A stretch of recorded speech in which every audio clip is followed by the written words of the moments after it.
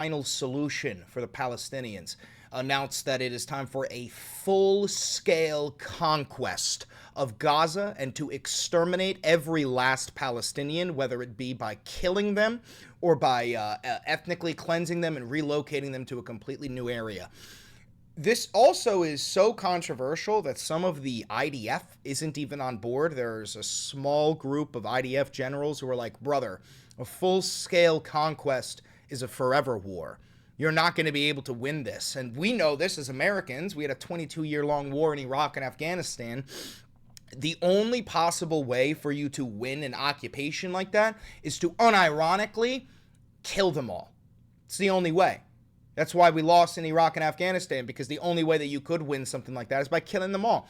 Now, see, this is called insurgent math. It's usually 1 minus 1 equals 0, but when you're fighting against insurgents and you're an occupying force, 1 minus 1 equals 2, because there's an insurgent here, and you kill the insurgent, and all you did was validate them. And the two people, his two sons, who thought, Dad is nuts, I'm never going to be an insurgent, now they just watch Dad get bombed by a fucking Hellfire missile that also took out the entire building and killed 42 babies. So now the two kids go, well, Dad wasn't insane. 1 minus 1 equals 2. Welcome to insurgent math. Let's pull up this BBC article here. Netanyahu to propose full reoccupation of Gaza, Israeli media reports. The die has been cast. We're going for the full conquest of the Gaza Strip and defeating Hamas. Local journalists quote a senior official as saying, responding to reports that the army chief and other military leaders oppose the plan. The unnamed official said, if that doesn't work for the chief of staff, then he should resign. Now, this is because Israel is a dictatorship. We've talked about this before. They said we're the only democracy in the Middle East. Oh yeah? Then why has Benjamin Netanyahu been in charge since 1995? It's because it's a dictatorship. And if you don't do what the dictator wants, you lose your fucking job. No wonder Trump and Netanyahu are such buddies. They do the exact same things. The families of hostages fear such plans could endanger their loved ones, with 20 out of 50 believed to be alive in Gaza, while polls suggest 3 in 4 Israelis instead favor a ceasefire deal to return them. Now, here's the thing. Maybe this is controversial. I don't care. Israel doesn't give a fuck about those hostages. Israel, specifically Netanyahu, is giddy that there are still 20 hostages there. Because if we had retrieved all of those hostages, Israel would have no leg to stand on. They would have no reason to keep on bombing them. They would have no excuse for the full-scale conquest. And I firmly believe that Israel, from the day one, wanted there to be hostages. You're telling me that a nation the size of New Jersey, Israel, a nation the size of New Jersey that is capable of sending missiles over multiple nations to hit Iran, you're telling me that nation was incapable of sending one helicopter on October 7th? One squad for 6 hours? Hamas tore through Israel. 6 hours, and you couldn't send one soldier, one helicopter, one special forces squad? No. You want to know why? Because of the Hannibal Directive. You killed your own people. You sacrificed them like a sacrificial lamb to show the rest of the surviving Israelis, look what they've done to us. We have to go get revenge. And the thing is, this isn't insane. This isn't the first time this shit has happened. We did this on Pearl Harbor. We did this in 9/11. We did this with the Gulf of Tonkin. Who the fuck do you think Israel learned this shit from? Us! Anyway, let's keep on reading. We also have some CNN coverage of this. Many of Israel's close allies would also condemn such a move as they push for an end to the war and action to alleviate the humanitarian crisis. Within Israel, hundreds of retired Israeli security officials, including former heads of intelligence agencies, issued a joint letter to U.S. President Donald Trump, calling for him to pressure Netanyahu to end the war. Yeah, no, Trump doesn't have that power because Netanyahu has compromising videos of Trump fucking kids. So yeah, no, Trump doesn't have the power to stand up to Benjamin Netanyahu. Are you fucking stupid? Let's watch a little bit of CNN's coverage on this.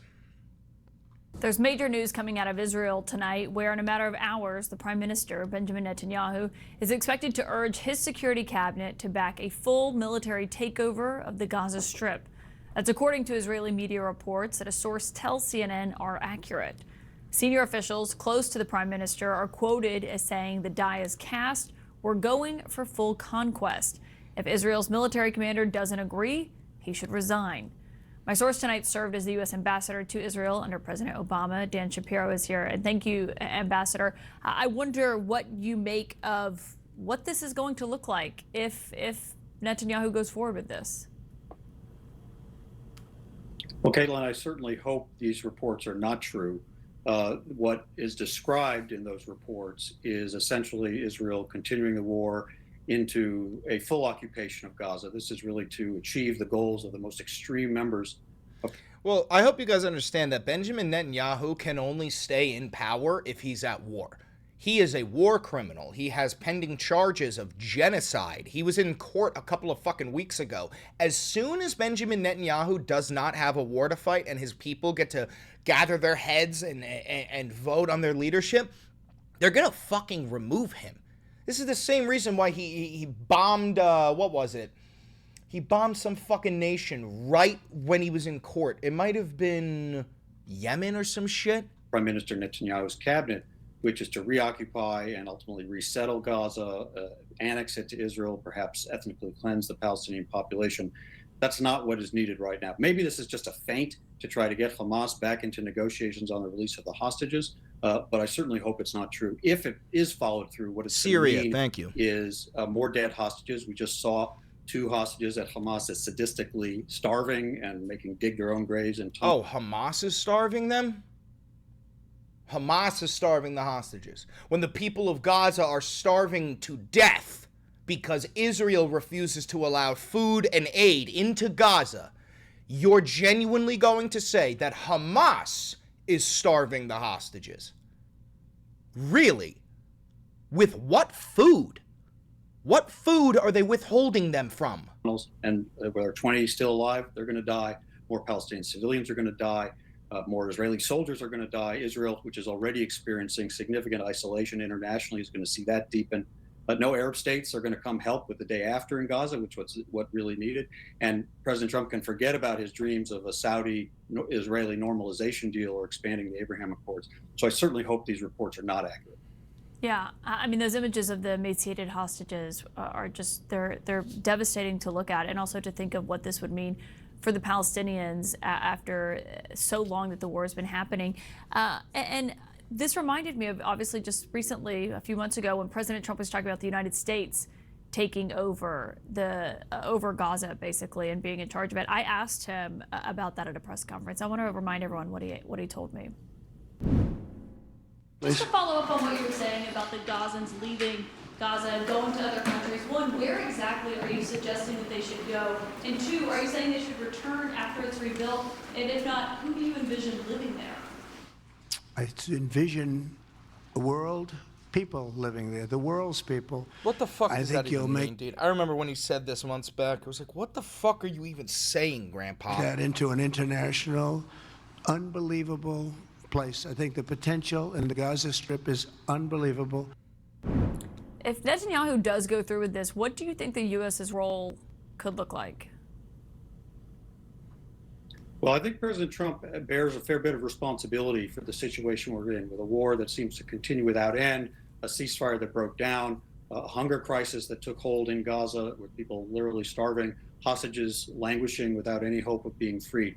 When he announced his vision of the United States taking over Gaza and sending all the Palestinians out and building luxury hotels on the beach, that was not a realistic vision. It was not even a serious vision, but it did embolden and empower the most extreme members of the Israeli cabinet who really do want to empty Gaza of its Palestinian population and take it over.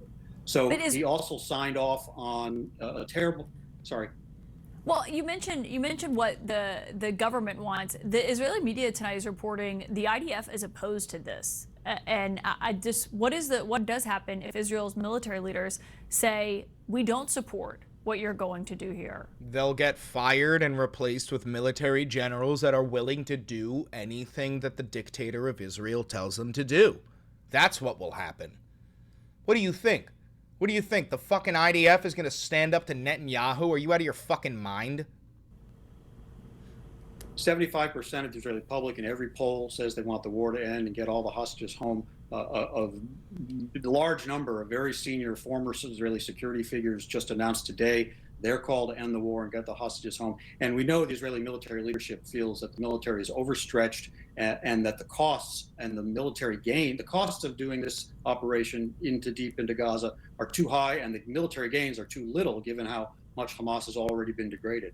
So when President Trump gives signals that he's open to it, when President Trump gives signals that he's open to suspending aid shipments as he did, when he doesn't use the leverage he had after he struck the Iranian nuclear facilities to say to Prime Minister Netanyahu, it's time to bring the war to end, he bears some responsibility, and we need him and his envoy, Steve Witkoff, to actually get Hamas and Israel to the table for an end of conflict deal that brings all hostages home and gets aid surging into Gaza. Former Ambassador Dan Shapiro, we'll see what happens, obviously, when Israel wakes up in a few hours. Thanks so much for joining tonight. Now, here's my problem with this is like, and I know this is incredibly controversial, but after hearing the number of 400,000 Palestinians are dead and something like 40,000 infants, everybody's starving to death, the footage I've seen, like, how could you possibly expect me to care about the fucking hostages? I don't. At this point, dude, I don't care about I want the genocide to stop. That's what I fucking want to stop. Thank you. Israeli Prime Minister Benjamin Netanyahu is planning to push his security cabinet for a full military takeover of the Gaza Strip. That, according to reports in Israeli media. Now, a source tells CNN that decision is not yet final. But let's get straight to CNN political and global affairs analyst Barak Ravid. Barak, walk people through what's actually happening here. What's your sense of what's real and kind of what's still to be determined, if you will? I think a lot of it is to be determined. I think Netanyahu is kind of stuck in a situation where the negotiation over the partial hostage deal went into a stalemate. It failed. And now the only way forward is to go back to some expanded military action in Gaza, because at the moment he's not interested in really cutting a deal that will end the war. But on the other hand, the IDF tells him that any expanded military operation in Gaza now will be in areas where the IDF hasn't operated yet. And the reason it hasn't operated there is because there are hostages in those areas. And the IDF stressed several times to the cabinet that such an operation in those areas would likely lead to those hostages getting hurt. This is why it is such a hard decision. Netanyahu... Israel killed most of the hostages. Like, almost all of the hostages that died were killed by Israeli bombs. Israel doesn't give a fuck. Is at least trying to put out trial balloons that his direction is to go to this expanded military operation. But as you said, as far as I know, a decision hasn't been made. The Security Cabinet will only convene on Thursday, and this is the body that is that has the legal authority to take such a decision. Barak, you've been doing a ton of great reporting on kind of where the hostage negotiations stand, where they've broken down, what the current goals are or are not, depending on who you talk to in this moment. Break that down for people. What's your sense of where they stand and kind of between the U.S., Israel, and Hamas at this point? So I think the negotiations are stuck, and they're stuck because at the end of the day, it's all about the question of what's more important to Netanyahu. Is it more important to defeat Hamas, something that defeated militarily, something that he hasn't been able to do for 22 months? Or is it more important to bring the hostages back? He doesn't give a fuck about the hostages. Those two goals cannot live together. As much as Netanyahu says they can, they cannot. And the question is, I think, when you have to ask yourself which direction this thing is going to go, the answer is not necessarily right now in Jerusalem. The answer is also in Washington, because President Trump is discussing this matter with his team for a few days now. And his envoy, Steve Witkoff, came back from the region and briefed him about the situation. And until now, in the last 6 months, since Trump assumed office, he basically went along with anything Netanyahu wanted to do. And he's going to keep doing that because Steve Witkoff kissed the fucking Wailing Wall and said that he has religious fealty to the nation of Israel. So what the fuck do you expect? It led us to this moment where we're at the deadlock. And if Netanyahu now expands the war, in my personal opinion, this would lead to another year of war in Gaza.